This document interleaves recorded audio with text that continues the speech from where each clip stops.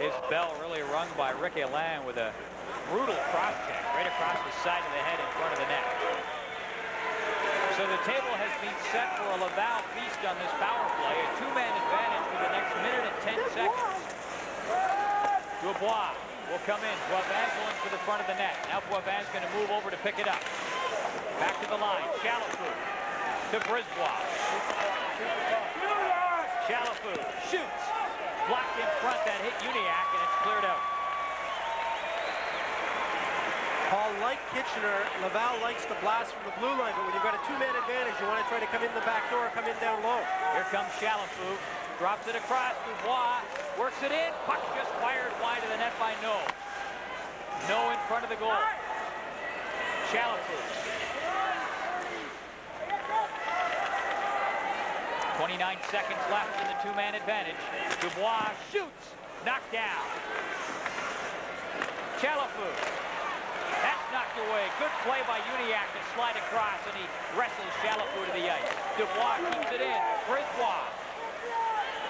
To Dubois. Shooting. He banged on it. Here's Sylvain No. Brisebois. Brisebois again. That's blocked in front. One penalized player back on. 35 seconds left in a one-man advantage for Laval. They have the pressure on, but can't finish. And here comes Fulham. Knocked down by Dubois. No penalty call. I think Fulham was putting on a bit of an act there, and it wasn't going to be sold on the referee walking. Here's Jason Firth. He's bumped by Dubois. 13 seconds left in the power play for Laval. Chalafou. Brisebois shoots. What a stop. No goal. The light came on rather late, but the referee, Steve Walkham, was right there and in good position to wave it off. I believe the reason he waved it off is because he blew the whistle. Torquia made the save, and I'm sure Walkham blew the whistle. Some good play here by the Laval team coming in across the blue line. They like that drop pass. And there's the backhand, off the post, and back underneath Torquia. Now at this point, I believe the referee Walkham has blown the whistle. It was only then. You can see the referee coming over. Chalafou banged at it after the whistle had blown. A good break for the Kitchener Rangers. There's the puck right under Torquia's derriere, and there's Chalafou digging it out and shooting it in. The other angle we had showed Walkham, the referee, perfect positioning coming over and showing that he was waving it off because he had blown his whistle and the play was dead. And Walkham a little excited right now because Pierre Kramer tried to sneak in the last change. Kitchener is the home team, and they get last change.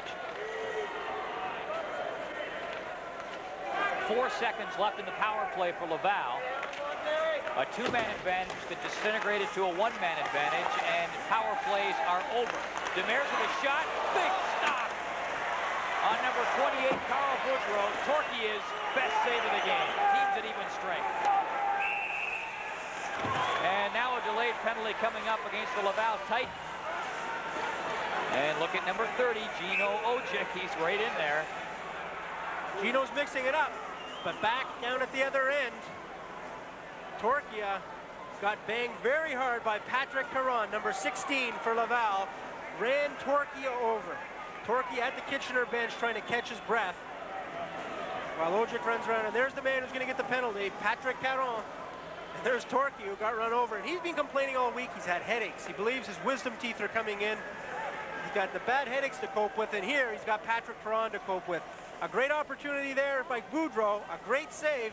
Now watch him come through the crease, and he hits Torquia from behind. He was given a little shove by the Ranger defenseman, but most of it was generated by himself. As we look at a nice level shot here, you'll see him come crashing through, and there's no question he was going for the takedown on Mike Torquia.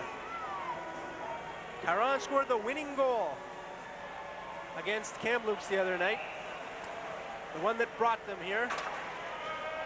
He's not too happy about that. Penalty to number 16, Patrick Caron. 2 minutes for tripping at 11 minutes. So Caron gets a tripping penalty at the 11:02 mark.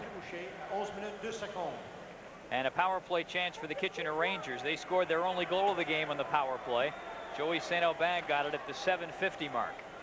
Boivin scoring for Laval at 6:50.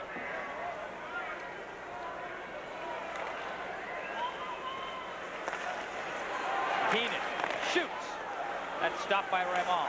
Here's York. St. Aubin. And Keenan has it tipped away by Gingras. York has to hustle back there to get it. 1:40 to go in the power play for the Kitchener Rangers. They scored on their first shot on goal of the game. The shot a moment ago was only their second.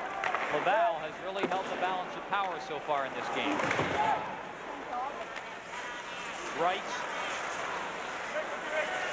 St. Aubin. Here's York. Shoots. Off a leg and wide. Here's Keenan. Dion after it. Up around the boards, and York has to hustle up there to pinch in. There was no winger. And he still can't keep it in. Demers clears it down the ice. 1 minute left in the power play for Kitchener. Paul, Shane Stevenson and Gilbert Dion got their signals crossed behind the net. Caused that puck to come out over the blue line. Dion to St. Aubin. Back to York. To Keenan. Back to York. St. Aubin breaks his stick and doesn't get much in the shot. He'll hustle to the bench after another stick while the puck is cleared out to center. 35 seconds left in the power play. York moving in. He's got Stevenson going into the corner. Dion is in front. Montanari. Back to York.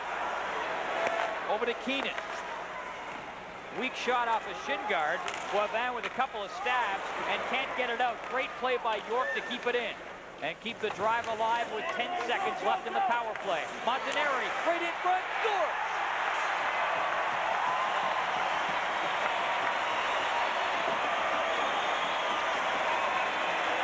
Mark Montanari, and it's 2-1 Kitchener. A great solo effort by the Boston Bruin draft pick. Montanari came out, and Eric Bissonnette, number 23, couldn't handle him one-on-one. This is strictly a case of one-on-one.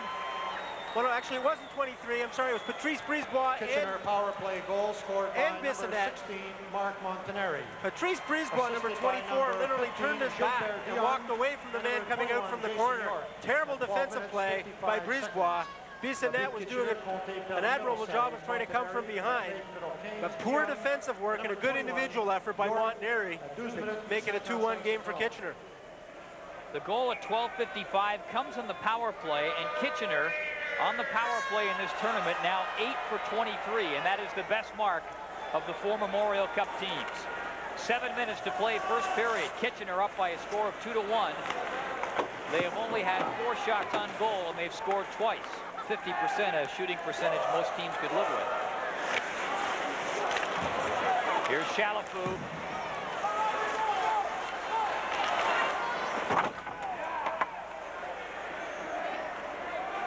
Dubois back there to ring it up around the boards.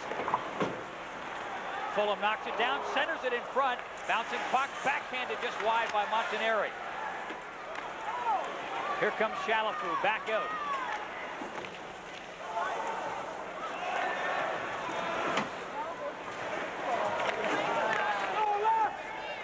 Uniacke dumping it down in. The Rangers make some changes. Brisebois off the glass, gets it out to center. Here's York. 6:05 to play first period. 1-0, then 1-1, and now 2-1 for Kitchener. Offside called on the Rangers. Well, not a bad shooting percentage at all for Kitchener. 4 shots on goal and 2 goals. Well, Pierre Kramer, the moral of the story for him right now has got to be discipline. His team cannot afford to take penalties.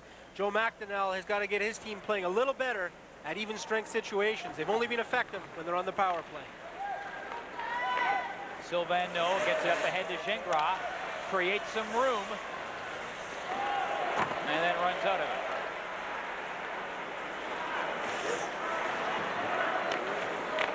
Two-1 Kitchener.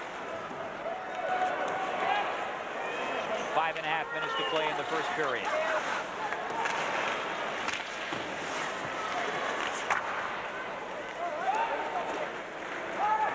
If Brisebois can get there first, and he can't, it would have been icing, but it's waved off, and Eric Raymond having to hang on to it, and we get a little jostling around the goal.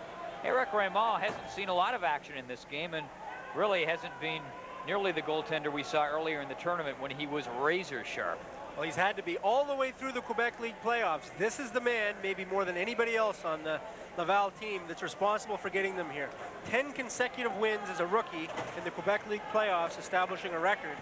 And as he's come into the Memorial Cup, he's been a busy man early on, not a lot of support, and also playing with a bit of a knee injury. And we'll see if that's a factor as the game goes on. He is hurting, and he does not like to see a lot of traffic in front. Oshawa came at him really hard and made it very uncomfortable for him. Kitchener has to do the same. I mentioned he was razor sharp earlier in the tournament. I meant during the Quebec playoffs. He wasn't too sharp in the first game of the tournament. He was shelled for 6 goals. Here comes Chalapou, right up the middle, then stopped and offside called on Laval. And Boivin in a bit of a staring contest out by the blue line as Chalapou circles back out to check things out. Chalapou's got 2 goals and 2 assists in this tournament, but more importantly is when he got them. In the game against Kamloops Blazers, he had a goal and 2 assists in a 4-2 win. He was named playoff MVP, another big reason Laval Titan is here, and most certainly a big reason why they're in this semifinal game, because what it came down to was sudden death against Kamloops, and he's responsible for putting the Western team on the sidelines, and a big surprise that was. Chalapou trying to keep it in. Uniacke being pestered along the boards by Caron.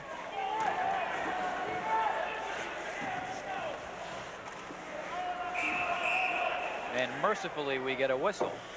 Didn't look like the puck was ever going to pop loose. A reminder that the final championship game will be played tomorrow at 7 p.m. And the ticket box. Chalapou using that size to his advantage. Very elusive and very agile on his skates.